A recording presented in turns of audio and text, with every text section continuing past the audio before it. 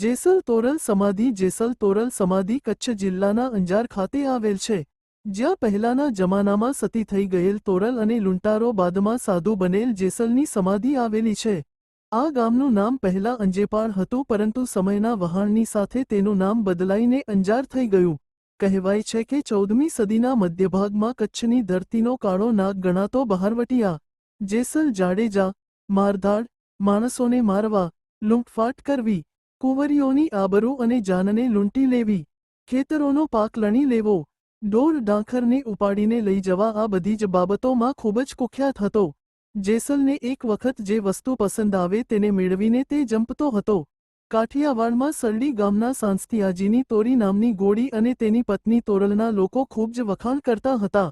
આ વાત જેસલને કાને પડતા તેણે તેને મેળવવાનો નિશ્ચય કર્યો.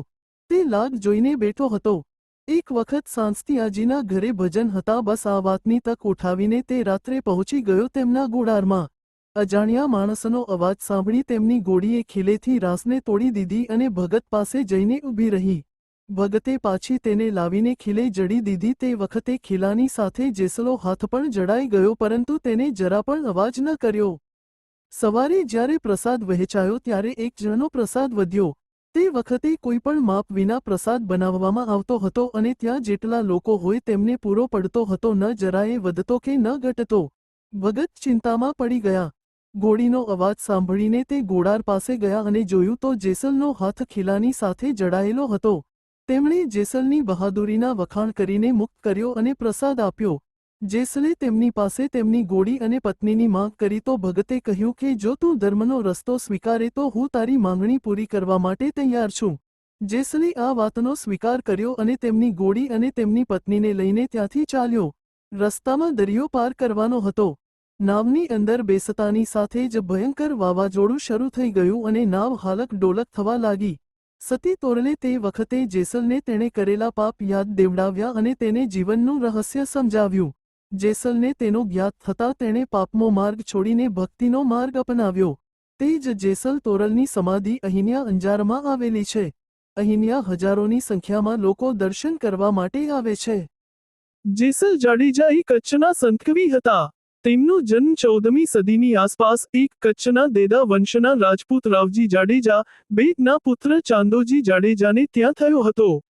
જેસલનું પૂર્વજીવન રાજ્ય સામે બહારવટી ચડેલા લૂંટારા તરીકે સર્વત્ર આલેખાયું છે.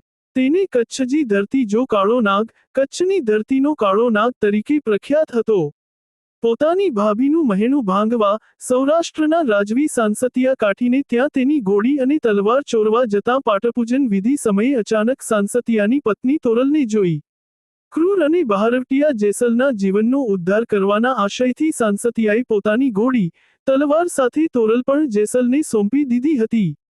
ત્યારબાદ અનેક કસોટીઓની વચ્ચે તોરલે તેનો બચાવ કર્યો અને ધીરે ધીરે જેસલનું હૃદય પરિવર્તન થતાં મહામાર્ગમાં દીક્ષિત થયા હતા. તેઓએ ઘણા બધા પ્રચલિત ભજનોની રચના કરી હતી, જેમાં પોતાના પાપોનું પ્રાયશ્ચિત અને હૃદય વ્યથાનું નિરૂપણ છે. એકવાર ભાભીના કડવા વેણા જાડેજાના અભિમાનને તહસ નહસ કરી દીધા. જાડેજાની ભાભી કહેલા વેન યાદ રહી ગયા અને જે કહ્યું તે કરી બતાવવા માટે નીકળી પડ્યો. અડધી રાત વીતી ગઈ હતી. ચારે તરફ સોંપો પડી ગયો હતો, છતાં સૌરાષ્ટ્રના સંત સાસતિયા કાઠીને તેઓ પાઠની પૂજનવિધિ અને ભજન મંડળી જામી હતી અને જરાય મન પડી ન હતી. મંજીરા વાગતા હતા અને એક પછી એક ભજન ચાલુ હતા. સાસતિયા કાઠી જાગીરદાર હતો અને તેની પાસે તોરી નામની એક પાણીદાર ગોળી હતી. થોડીની બહાદુરીની વાતો કચ્છના બહાદુર બહારવટિયા જેસલ જાડેજાને કાને આવી. જેસલ આ જાતવંત ગોળીને કોઈપણ રીતે પ્રાપ્ત કરી લેવાનો નિશ્ચય કર્યો. એટલા માટે લાગ જોઈને જેસલ જાડેજા સૌ ભજનમાં વ્યસ્ત હોય ત્યારે નજર ચૂકવીને અહીંયા સાસતિયા કાઠીને ઠેકાણે આવી પહોંચ્યો હતો અને આવતાવેંત જ કાઠી રાજના ઘોડારમાં પેસી ગયો. પાણીદાર તોરી ગોળી જેસલને જોતા ચમકી અને ઉછળકૂદ કરતી લોખંડનો ખીલો જમીનમાંથી ઉખેડીને બહાર નીકળી ગઈ. ગોળીને ભડકેલી જોઈને તેના રખેવાળ ગોળી પકડી અને પંપાળીને ફરીથી બાંધી દેવાની કોશિશ કરી. ગોળીના રખેવાળને ગોળી સાથે જોઈને ગોળી લૂંટવા આવેલા જેસલ જાડેજા ઘાસના ઢગલામાં છુપાઈ ગયો.